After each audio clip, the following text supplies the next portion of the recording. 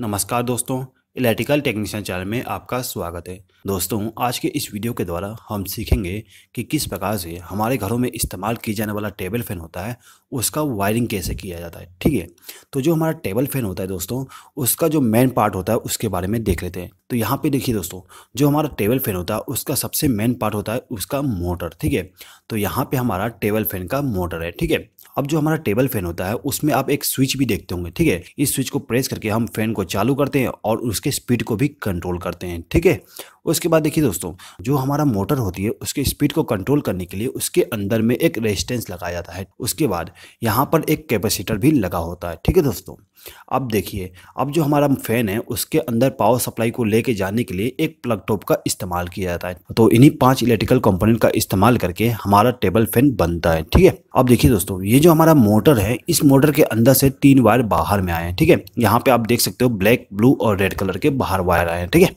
अब इन्हीं तीनों वायर में हमें कैपेसिटर को कनेक्ट करना है और पावर सप्लाई को भी कनेक्ट करना है। ठीक है, अब यहाँ पे हमें सबसे मेन चीज़ यानी कि ध्यान रखने वाली बात ये होती है कि हमें किस वायर में फेज सप्लाई, किस वायर में न्यूट्रल सप्लाई और किस वायर में हमें कैपेसिटर को कनेक्ट करना है। ठीक है, यदि यहाँ पे आप कनेक्शन गलत कर देते हैं तो आपका मोटर जल भी सकता है। ठीक है, तो इसके लिए आपको यहाँ पे मोटर का वाइंडिंग का कनेक्शन कैसे किया जाएगा उसके बारे में नॉलेज होना आवश्यक है। तो यहाँ पे मैं आपको बता देता हूँ कि कैसे वायरिंग करेंगे। दोस्तों, ये जो हमारा मोटर है इसका कनेक्शन करने से पहले आपको ये मालूम होना चाहिए कि ये जो हमारा मोटर है इसका जो वाइंडिंग है उसका कनेक्शन किस प्रकार से किया गया है। ये हमारा मोटर का इंटरनल वाइंडिंग का कनेक्शन है। ठीक है, यहाँ पे आप देख सकते हो दोस्तों, ये हमारा रोटर हो गया और ये हमारा स्टार्ट वाइंडिंग और ये हमारा रन वाइंडिंग। ठीक है, ये जो हमारा मोटर होती है इसके अंदर 2 वाइंडिंग किया जाता है, स्टार्ट वाइंडिंग और रन वाइंडिंग। ठीक है, अब जो हमारा स्टार्ट वाइंडिंग होती है और जो रन वाइंडिंग होती है इनको आपस में शॉर्ट कर दिया जाता है, यानी कि एक सिरे को आपस में हम शॉर्ट कर देते हैं। ठीक है, अब हमने जहां पर शॉर्ट किया वहां से एक वायर को कनेक्ट करके एक वायर को बाहर निकाल देते हैं। ठीक है, ये वायर निकला है, देख सकते हो आप, ब्लैक कलर का। ठीक है, तो ये हमारा वायर बाहर निकल गया। ठीक है दोस्तों, उसके बाद देखिए यहाँ पे हमारे पास 2 और सिरे बच गए। ठीक है, तो यहाँ से एक वायर को कनेक्ट करके हम बाहर निकाल देंगे और इस सिरे से भी एक वायर को कनेक्ट करके बाहर निकाल देंगे। ठीक है, कुल मिला के हमारे पास 3 वायर बाहर में मिल गए। ठीक है दोस्तों, अब देखिए दोस्तों, यहाँ पे तो मैंने आपको दिखा दिया कि किस प्रकार से वायर बाहर लेके आए हैं। ठीक है दोस्तों, ये जो हमारा वायर बाहर आया है इसको हम देख के ये नहीं बोल सकते कि कौन सा हमारा कॉमन वायर है, कौन सा रन और कौन सा स्टार्ट वायर है। ठीक है, तो इसके लिए आपको मल्टीमीटर का सहायता लेना पड़ता है। ठीक है,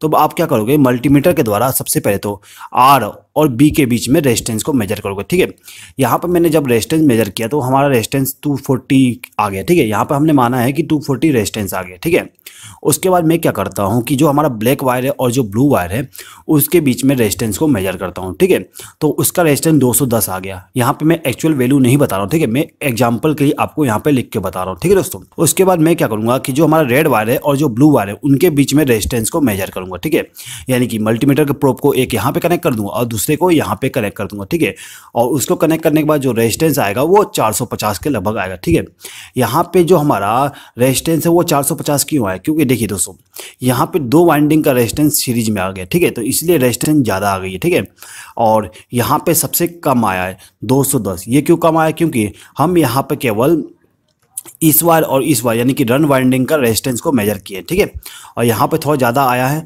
तो ये हमारा स्टार्ट वाइंडिंग का रेजिस्टेंस हो गया। ठीक है, यहाँ पे दोस्तों एक चीज़ हमेशा याद रखिएगा, जो हमारा रनिंग वाइंडिंग होती है उसका रेजिस्टेंस सबसे कम होता है और स्टार्टिंग वाइंडिंग का थोड़ा सा ज़्यादा होगा रन वाइंडिंग से। ठीक है, और सबसे कम वाइंडिंग का रेजिस्टेंस हमारा कॉमन टर्मिनल का होगा। ठीक है, तो यहाँ पे आपको कुछ नहीं करना, जो रेजिस्टेंस आपने मेजर किए थे ठीक है उसमें आपको देखना है कि सबसे ज़्यादा रेजिस्टेंस किसका है। तो यहाँ पे आप देख सकते हो दोस्तों, जो हमारा रेड वायर था और जो ब्लू वायर था उसका रेजिस्टेंस सबसे ज़्यादा है। ठीक है, यानी कि 450। ठीक है, तो ये 2 वायर जो है हमारे रन वाइंडिंग और स्टार्ट वाइंडिंग हो जाएंगे। ठीक है, अब इसमें कौन सा वायर नहीं है, तो यहाँ पे आप देख सकते हो दोस्तों, यहाँ पे ब्लैक वायर नहीं है। ठीक है, यानी कि हमने केवल रेड और ब्लू वायर का रेजिस्टेंस को मेजर किया है। ठीक है, तो जो वायर यहाँ पे नहीं है वो हमारा कॉमन वायर हो जाएगा, यानी कि ब्लैक वायर हमारा कॉमन वायर हो जाएगा। ठीक है, यहाँ पे आप केवल कॉमन वायर को पता कर लीजिए, उसके बाद मैं आगे बता दूंगा कि आप स्टार्ट वाइंडिंग और रन वाइंडिंग का कनेक्शन कैसे करेंगे। ठीक है, तो यहाँ पे हमें मालूम चल गया कि जो हमारा ब्लैक वायर था वो हमारा कॉमन वायर है। ठीक है, चलिए अब आगे बढ़ते हैं। दोस्तों हमारे घरों में इस्तेमाल किए जाने वाला जो फ़ैन होती है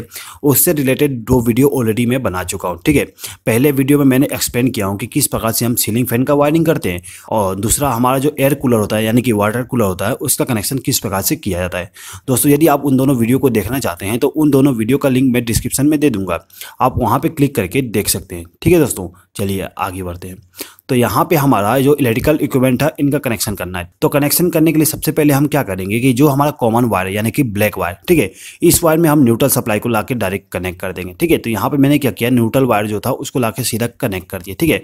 ये जो हमारा प्लग टॉप होता है दोस्तों, उसका जो लेफ्ट हैंड साइड पिन होती है यानी कि ये वाले पिन, इसमें हमेशा न्यूट्रल कनेक्ट होता है, ठीक है। तो यहाँ से हम एक वायर को कनेक्ट करके ब्लैक वायर के साथ कनेक्ट कर दिया यानी कि कॉमन वायर के साथ कनेक्ट कर दिए, ठीक है। अब यहाँ पे हमारे पास 2 वायर बच गए हैं, ठीक है। तो ये जो 2 वायर होते हैं उसमें हमें कैपेसिटर को कनेक्ट करना पड़ता है, तो मैं यहाँ पे सिंपली कैपेसिटर को कनेक्ट कर दिया, ठीक है। यहाँ पे आप देख सकते हो कि जो हमारा ब्लू वायर था और जो रेड वायर था उनके बीच में मैंने कैपेसिटर को कनेक्ट कर दिया, ठीक है।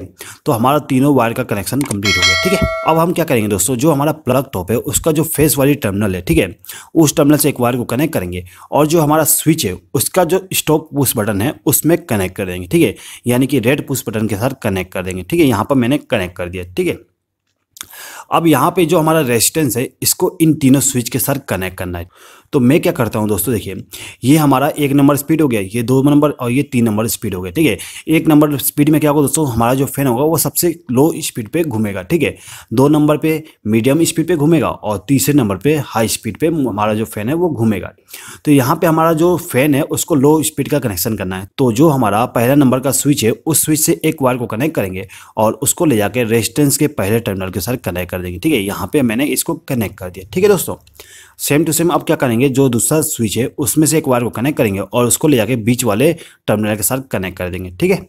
उसके बाद अब ये जो हमारा स्विच का तीसरा टर्मिनल है इसमें से एक वायर को कनेक्ट करेंगे और इसको ले जाके रेजिस्टेंस के साथ कनेक्ट कर देंगे, ठीक है।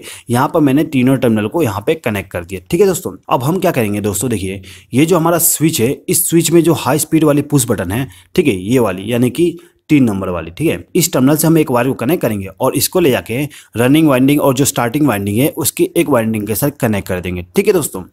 अब देखिए अब यहाँ पे जो हमारा फैन का कनेक्शन था वो कंप्लीट हो गया, ठीक है दोस्तों। यहाँ पे जो हमारा फैन था उसको न्यूट्रल सप्लाई डायरेक्ट मिल गया और फेस सप्लाई यहाँ से घूम के जा रहा है, ठीक है।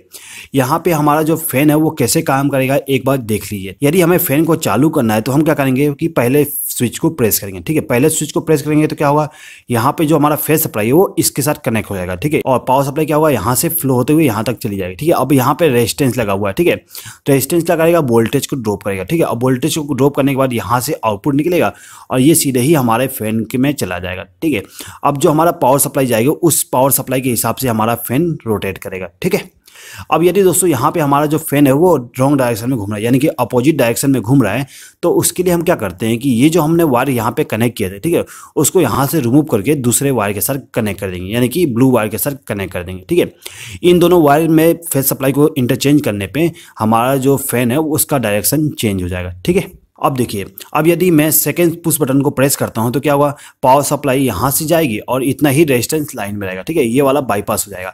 तो इतना रेजिस्टेंस रहने पे क्या होगा, हमारा जो फैन है उसका स्पीड थोड़ा सा बढ़ जाएगी, ठीक है। उसके बाद जब मैं हाई स्पीड वाले पुश बटन को प्रेस करता हूँ तो क्या होता है, देखिए यहाँ से पावर सप्लाई यहाँ पे आती है, ठीक है। यहाँ पे हमने एक वायर को शॉर्ट करके सीधे ही लेके चले गए, ठीक है। तो क्या होगा, पावर सप्लाई यहाँ से फ्लो होते हुए सीधे ही फैन में चला जाएगा यानी कि पूरा का पूरा वोल्टेज फैन को चली जा रही है, ठीक है। यहाँ पे कोई भी वोल्टेज ड्रॉप नहीं हो रहा। तो जैसे ही पूरा वोल्टेज फैन को मिलता है तो क्या होगा, हमारा जो फैन है वो हाई स्पीड में घूमने लगता है, ठीक है दोस्तों। तो आई होप कि आपको ये वीडियो पसंद आया होगा। दोस्तों यदि आपको ये वीडियो पसंद आए तो प्लीज़ इस वीडियो पर लाइक कर दीजिएगा और अपने फ्रेंड्स के साथ इस वीडियो को ज़रूर शेयर कर दीजिएगा। और यदि आपने अभी तक हमारे चैनल को सब्सक्राइब नहीं किया तो सब्सक्राइब भी कर लीजिएगा। इस वीडियो को देखने के लिए धन्यवाद।